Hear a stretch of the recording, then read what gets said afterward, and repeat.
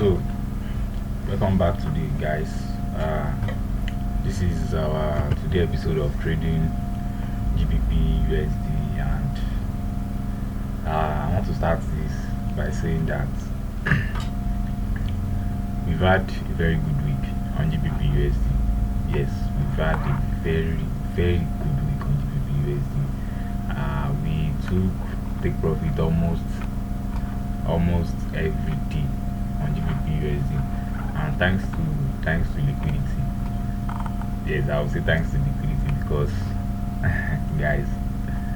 So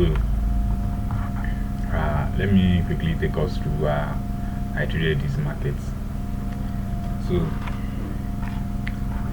if you can remember this setup, if I remember that we traded this market from here. If you watch my last 3 videos, you remember that we traded this market from here. We traded this market from here up to this place. So this was our other block that came to sweep liquidity, and then boom.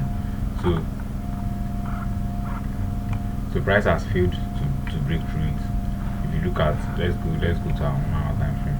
Let me take us to our 1 hour time frame. So on our 1 hour time frame, this was the last low that came to break structure here. So price took it out because there was available liquidity here. So price took this low out. So price has refused to break through it. So let's go down to our 15-minute time frame.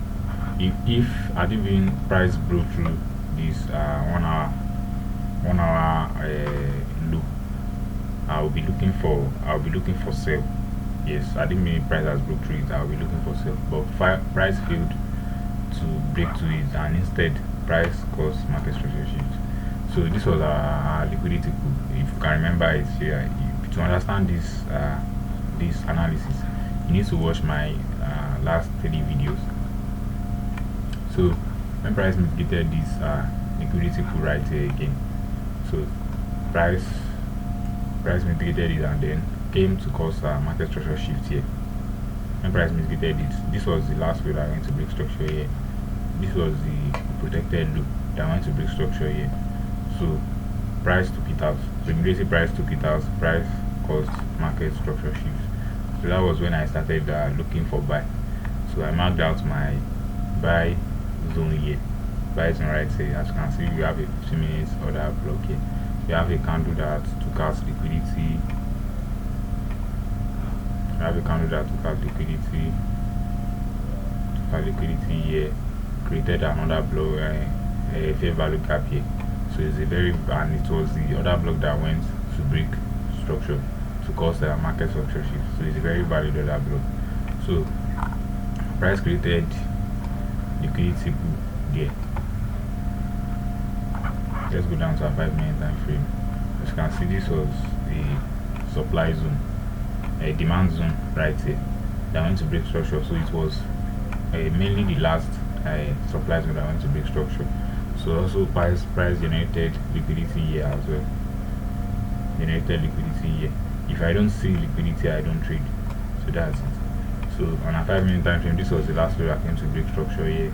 So this was liquidity, and this is also liquidity. So as you can see, market reacted to this low.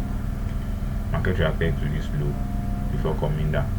So as we all know, our last pullback before market broke structure is always inducement. That's liquidity inducement. So when price mitigated here too, when price mitigated this last low that went to break structure, price reacted to it a bit, then went to create another liquidity here again. So that was when I know that I'm supposed to enter the market. So I entered this market during initial session. I just set my buy limit here. So price mitigated my order block in the initial session, and this morning on London session we hit take profit. So what are my criteria for buy? Price mitigated this our liquidity pool here. Price failed to break through it. So when price mitigated it, this price created another block here that came to cause our market structure shift here, and then created liquidity here. Liquidity around our buy order block. and then created liquidity here also there is liquidity resting here, so that is why I traded to the next. This is the supply zone right here, so there is available liquidity there, so that's why I traded to the next supply zone.